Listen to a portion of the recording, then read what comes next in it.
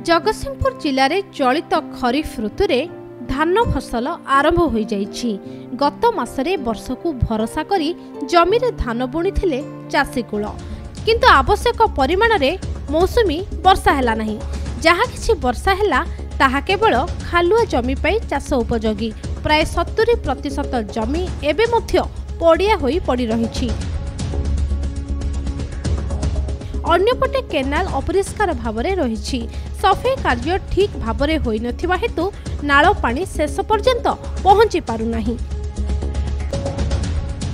चाषी वर्षा न हेबारु भांगी पड़िछि। अनेक स्थान रे जमी फाटी आं करिछि। किछि स्थान रे मोटर लगाई चाषी पानी जगाउछंती चाष जमी को। खालुआ जमी रे चाष कार्य आरंभ होइथिबा बेले अन्य जमी गुड़िकरे हळ लागि नाही। चाषी एबे मुंडरे हाथ देलानी। भांगी पड़िछंती चाषी माने। आगामी 2 दिन रे वर्षा नहेले चाष काम बाधाप्राप्त हेबो बोली चाषी कहिछंती। हमें जो तली पकेलु एक रे तो गजामरुडी हला पानी नथिला, जदियो मोटर पकेलु किंतु मेन केनाल रे पानी आसिला, तापर ता ब्रांच रे छाडिले जाफल बेड कटिंग होतला कि काम होतला छाले नै।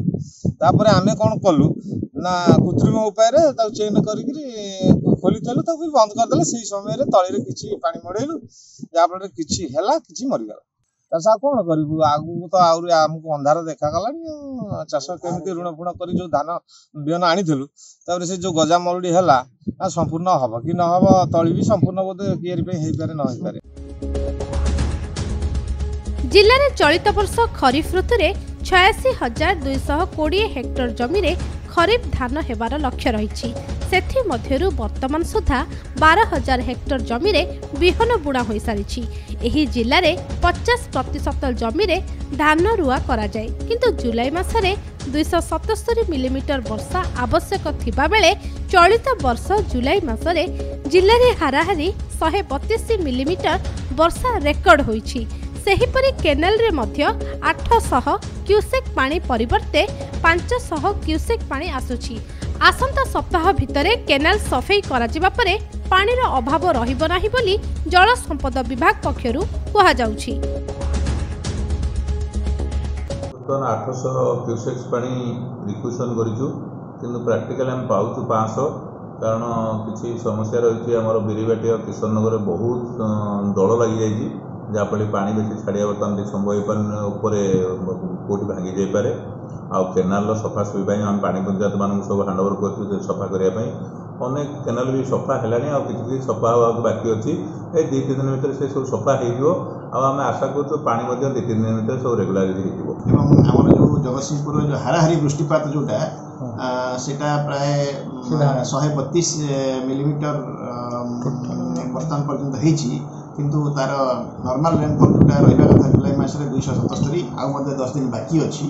किंतु तथापि वर्तमान पर्यंत जदियो टिके रुआ टिके विलंबित होइछि, किंतु विशेष बाधा प्राप्त होई नाही। एवं धान हमर 86,220 हेक्टर जमी रे धान चाष होबा कथा, किंतु वर्तमान पर्यंत 28,138 हेक्टर जमी रे माने धान चाष करा ही सारिछि।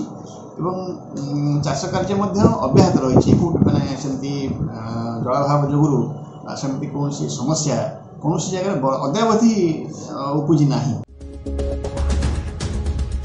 गोटे पटे अभावी वर्षा और अपरपक्षे केनाल सफाई रे विलंब जोगु चलित वर्ष चाष काम प्रभावित हेबार आशंका देखा जाउछि। एहार केबे समाधान हबो ताहा ही अपेक्षा करिसंती चाषी कूल। जगतसिंहपुर सोरस साहू, कोणार्क न्यूज।